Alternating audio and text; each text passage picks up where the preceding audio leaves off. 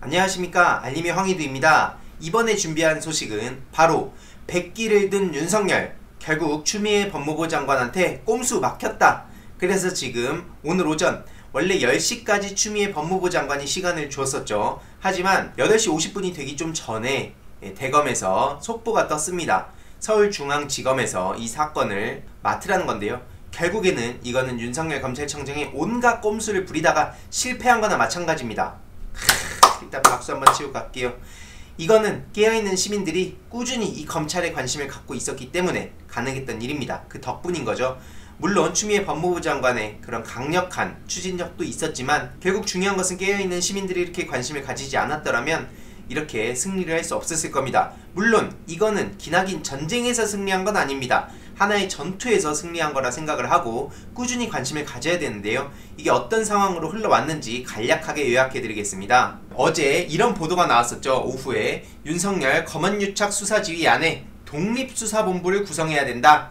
이런 꼼수를 부린 건데요. 서울중앙지검 수사팀을 포함한 독립적 수사본부를 구성하고 김영대 서울고검장이 수사를 지휘하도록 한 겁니다. 그러면서 이걸 건의했다고 하는데 이게 공정하고 엄정하게 수사하도록 하는 방안이라고 강조를 했습니다. 그런데 추미애 법무부 장관은 전문수사자문단 소집 중단과 서울중앙지검 수사팀에 대한 수사 독립성 보장을 지시했었죠. 아니 예를 들어서 일반 회사에서 위에서 일을 시켰는데 온갖 꼼수를 부리면서 말로만 건의합니다 라고 하면 그게 건의입니까? 회사 사장이 일을 시켰는데 그걸 안 따르면서 말투만 뭐 상냥하게 하면 그게 건의를 하는 거냐고요. 저렇게 공무원이 말도 안 듣고 국민 세금만 받아가는데 그런 걸 비판하면 이게 독재 국가입니까? 말이 되는 소리를 해야죠. 다들 아시겠지만 검언유착 사건은 이동재 채널A 기자가 한동훈 검사장하고 공모해서 이철 전 대표한테 유시민 노무현재단 이사장 비리를 제보하라고 협박했다는 게 이 핵심 내용입니다. 당연히 윤석열 패거리 한동훈이 얽혀 있으니까 윤석열 검찰청장이 여기서 손을 떼야 되는 건 지극히 상식적으로 당연한 주장입니다.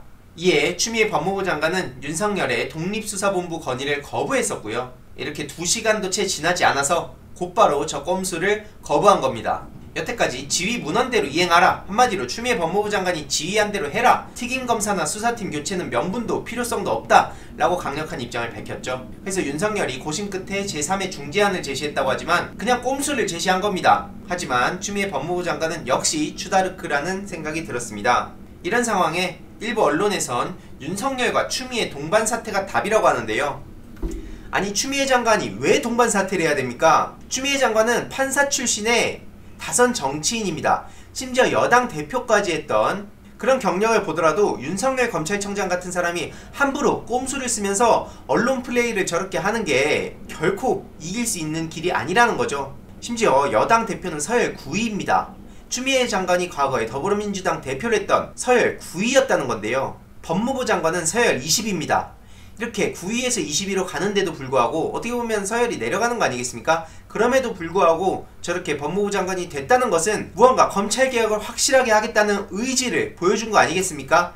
그런데 윤석열이 저런 저급한 꼼수로 과연 추미애 법무부 장관을 이길 수 있을까요? 전 절대 그럴 수 없다고 생각을 하는 거고요. 심지어 검찰청장은 서열 58위입니다.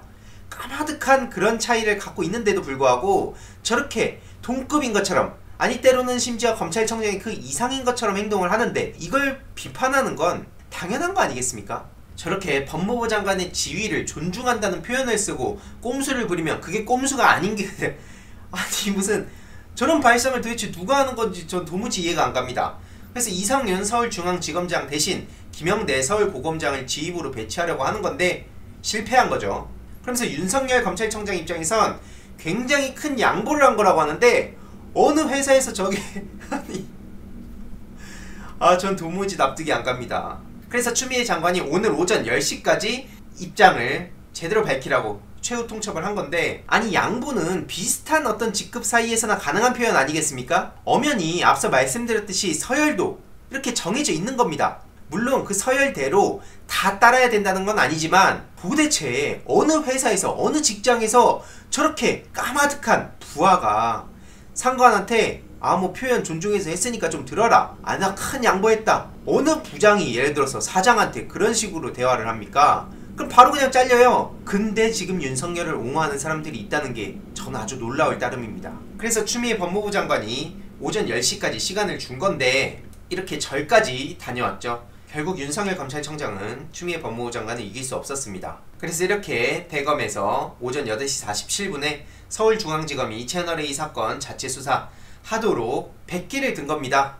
그래서 이렇게 이성윤 서울중앙지검장이 이 사건을 지휘할 것 같은데요. 추미애 법무부 장관을 윤석열 검찰청장 같은 저런 꼼수 부리는 사람들이 이길 수 있는 상황이 아닙니다. 애초에 문재인 대통령도 법과 원칙을 우선시하기 때문에 꼼수를 부리는 저 적폐 세력들이 이길 수 없는 것과도 마찬가지인 거고요. 일단 검찰총장이 아니라 검찰청장이라고 부르는 이유는 검찰총장은 장관급으로 대우해주고 있는데 차관급으로 내려야 됩니다. 아니 검찰청인데 왜 검찰총장만 검찰총장이라고 부릅니까?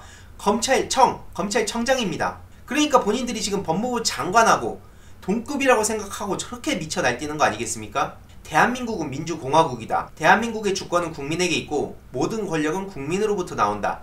이 지극히 상식적이고 당연한 헌법 제1조. 하지만 이건 존재가 아니라 당위입니다. 그 당위를 존재로 전환하는 그 주체가 바로 우리 개개인 시민들이고요. 그렇기 때문에 피곤하시겠지만 늘 이렇게 우리가 정치 권력을 감시하고 목소리를 내야 하는 그 이유라고 저는 생각합니다. 그래서 이번 승리는 단순히 추미애 법무부 장관 그리고 민주당의 이 강력한 의지 이것도 있었겠지만 결국 우리 깨어있는 시민들의 힘이 제대로 발휘된 것이다 라고 저는 생각하고요. 앞으로도 이런 소식들 꾸준히 전해드릴 예정이고 지금처럼 힘을 합쳐서 정치 권력, 이 적폐 세력들을 같이 몰아내는데 힘을 합쳤으면 좋겠습니다. 그리고 우리는 반드시 할 수 있다고 저는 생각을 하고요. 오늘의 결론, 윤석열 검찰청장 결국 100기 들었다. 추후에도 어떤 소식이 있는지 꾸준히 전해드리도록 하겠습니다.